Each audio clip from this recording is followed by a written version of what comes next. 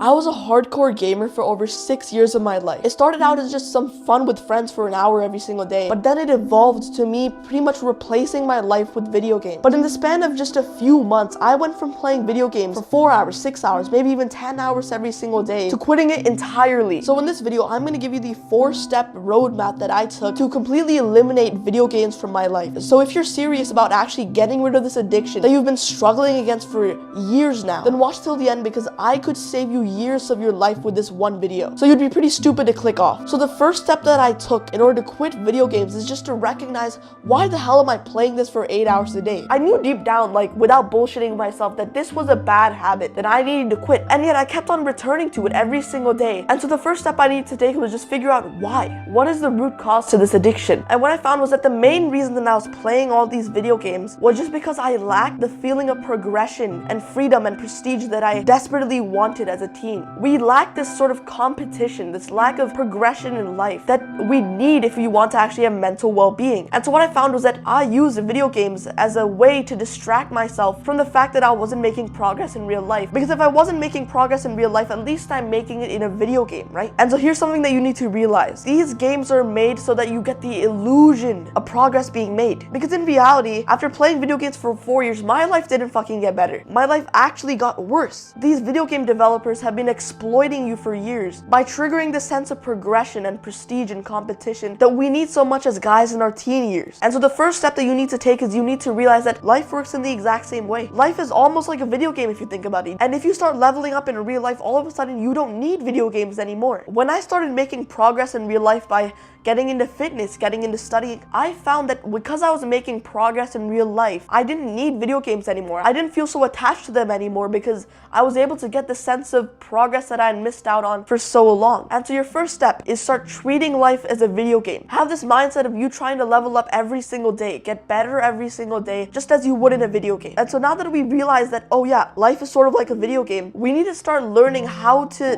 replace video games by leveling up in real life. Because you can't just quit video games, because here's what would happen. When I tried to quit video games, I found that now I have this 10-hour block today where I have nothing to do, right? And so I'd just be bored out of my mind, and then I'd go back to video games because, oh, there's literally nothing to do. And so what you need to do is you need to not just quit video games, but replace it from your life. You can't quit this addiction, but you can replace it. And so what I found is that the best way to replace this video game addiction is through what you're doing right now. Consuming good content that will help you in the future. Consuming things like books, PDFs, YouTube videos like this. So no like fucking gaming videos, but YouTube videos that are helping you. What I found was that I wasn't able to quit video games entirely yet. Because I'd been playing for 5 years or 6 years every single day. I couldn't just quit in 1 second. I couldn't just quit in 1 day. Instead, what I needed to do is I needed to progressively cut out video games over time. And so what you need to do is that slowly over time, you need to cut out the amount of time you play video games and replace it with this type of content. By consuming this type of content, you're sort of getting game sense for life, because now you have people who have more experience than you, more knowledge than you, giving you advice on how to live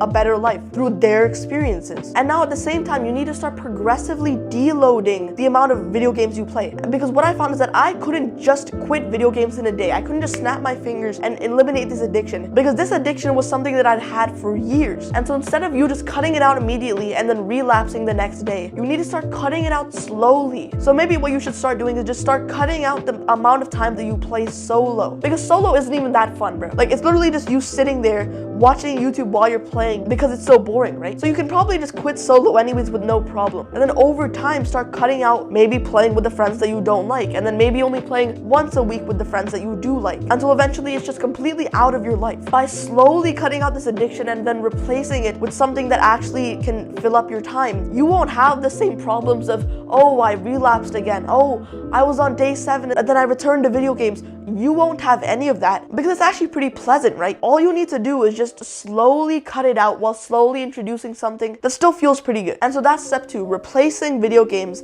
and cutting them out slowly. So now we're on to step 3. You already have this mindset that life is pretty much a video game, and you already know how to progressively get rid of video games and replace it with something good. Now we need to start making progress in life and leveling up so that we can fill this desire that we had within us to make progress and get prestige in life, which was the root cause to why you were playing video games in the first place. This part of the roadmap might be the most crucial part. Because here's the thing, in video games, you were probably like level 75. You were the best in the friend group. You were a hardcore gamer who grinded every single day. But in real life, you're more like level 2. And so it makes sense that right now you won't be able to do level 50 tasks like studying for an hour every single day, exercising for an hour every single day. You're simply not there yet. Those exercises require like level 10 discipline and you're at level 1. And so what we need to do is, just like in a video game, we need to start getting easy small amounts of XP so that we can get through the first few levels that will allow us to do these hard tasks. Right now, we're gonna start getting XP for these skills that you have in real life from easy sources so that eventually we can do the hard things later. And so here's how we're gonna do this. What you're gonna need to do is you're gonna have to pick 2 habits right now: video games and studying. Those are probably 2 habits that you're currently not doing very consistently, but you know you need to do them. So what we're gonna do is we're gonna take these 2 habits and we're gonna start doing them every single day,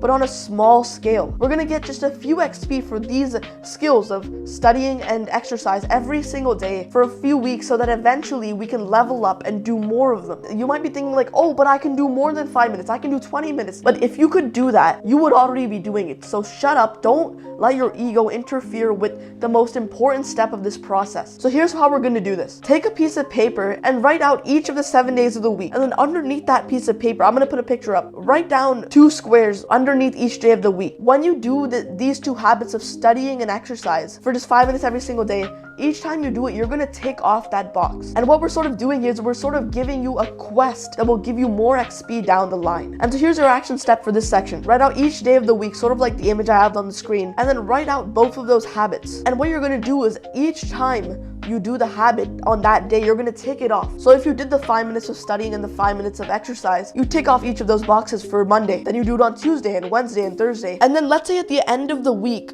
you've leveled up. You've gotten enough XP because you've done it every single day for those 7 days, and now you've leveled up. So now instead of doing 5 minutes of exercise every single day, you're gonna do 15. Instead of 5 minutes of studying, it's gonna be 15 now. You're slowly gonna increase the difficulty level of the task because now you have more XP. You've leveled up the skill of consistency and discipline and studying and fitness to the point where you can do a little bit more. And the next week, a little bit more. So it's maybe 20 minutes the next week, then it's 30, then it's 45, and now all of a sudden, you're doing an hour of studying every single day. And what this does is it solves the problem of you not being able to do these hard tasks consistently, because you probably tried on a few occasions to do like an hour of studying, but after a few days you quit because you couldn't do it. You were trying to do a task that required level 10 studying, but you were only at level 3. And so what we're doing is we're giving ourselves easy XP until eventually we can do the hour of studying and make it feel easy. So now let's get into step 4, which is eliminating FOMO. So we've already learned the correct mindset to view video games in, how to quit this video game addiction, and how to introduce the good habits into your life. But if you don't get this last part right of